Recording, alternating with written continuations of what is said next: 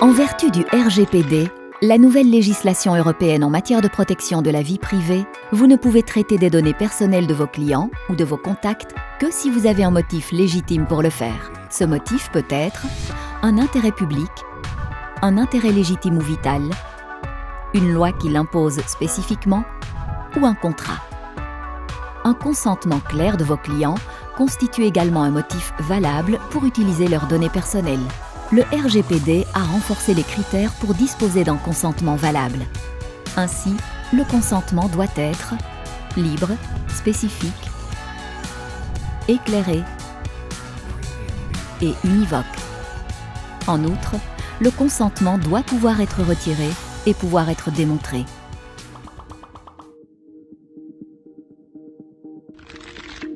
Le consentement doit toujours être un choix libre. Signifie que vous ne pouvez forcer personne à donner son consentement. Par exemple, si votre client doit communiquer son adresse e-mail afin de pouvoir ainsi bénéficier de promotions, de cadeaux ou de services supplémentaires, il ne s'agit pas d'un choix libre. Encore un exemple. L'administration communale veut tenir tous les citoyens informés des travaux de voirie réalisés dans la rue.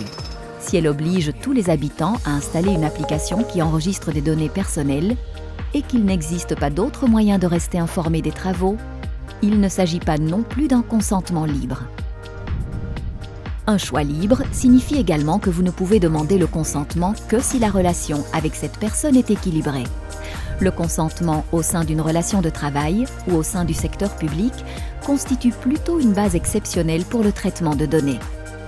Supposons qu'une entreprise veuille instaurer un contrôle d'accès biométrique et demande à cet effet le consentement aux membres du personnel. Mais ceux-ci redoutent un licenciement ou des conséquences préjudiciables en cas de refus de donner leur empreinte digitale. Il n'est donc pas question d'un consentement libre. Quand vous demandez le consentement, c'est toujours spécifiquement pour une seule finalité. On ne demande donc jamais un consentement général. Qu'est-ce que cela signifie concrètement ? Une chaîne numérique peut vous proposer des offres de films personnalisés sur la base de vos habitudes télévisuelles. Il s'agit là d'une finalité. Afficher de la publicité personnalisée d'entreprises externes constitue une deuxième finalité. Elle doit donc demander des consentements distincts pour ce faire. Avez-vous informé vos clients ou vos contacts de manière claire ? Ainsi, chacun sait précisément à quoi il consent exactement.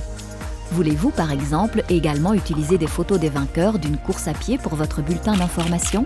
Informez-en au préalable tous les participants dans un langage simple et clair.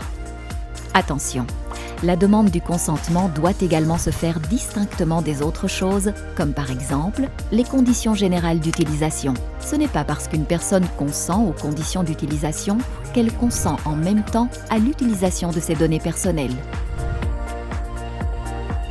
La personne qui fournit ces données donne son consentement de manière univoque. En d'autres termes, il ne peut y avoir aucun doute. Si vous souhaitez obtenir un consentement en vertu du RGPD, la personne doit poser un acte positif. Vous ne pouvez donc pas déduire son consentement d'un silence ou d'une inaction. Donc, pas non plus d'une case précochée « Oui, je veux partager mes données ». Le RGPD exige en outre que le consentement puisse être retiré. Donc, lorsque vous demandez un consentement à une personne, informez-la aussi immédiatement qu'elle peut également retirer ce consentement, très simplement et n'importe quand. Par exemple, au moyen d'un simple clic de souris, Erika peut donner son consentement pour recevoir des échantillons de nourriture pour chat. Le retrait de ce consentement doit pouvoir se faire de la même manière. Elle ne doit donc pas, pour ce faire, appeler pendant des heures de bureau limitées ou compléter d'abord un questionnaire, car cela exigerait clairement plus d'efforts. Vous devez d'ailleurs veiller à ce que le retrait du consentement puisse se faire gratuitement et à ce que cela n'occasionne aucun préjudice pour cette personne. Elle ne peut pas recevoir moins de services pour cette raison. Vous devez naturellement aussi pouvoir démontrer que vous avez obtenu le consentement. La nouvelle législation requiert que vous ayez un système qui enregistre ce consentement. Assurez-vous donc d'établir un inventaire de ces données. Que devez-vous encore savoir ? Un enfant de moins de 13 ans ne peut pas donner de consentement valable. Vous avez dès lors besoin du consentement d'un des parents pour utiliser les données personnelles de l'enfant. C'est la règle de base en Belgique. Dans d'autres États membres européens, cette limite d'âge peut varier. Cette règle ne s'applique que s'il s'agit d'un traitement de données pour une offre directe de service à des enfants et si le traitement est basé sur le consentement.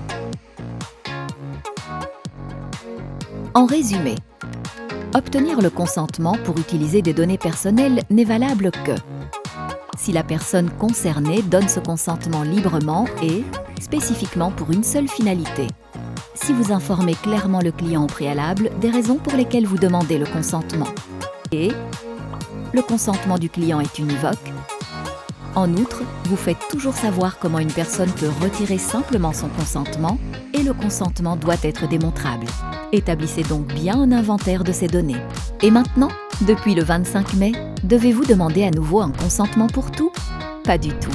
Si vous avez un consentement clair de vos clients existants pour les tenir informés de vos dernières réalisations, vous pouvez tranquillement continuer à les contacter pour cette finalité. Il s'agissait des règles en matière de consentement en bref.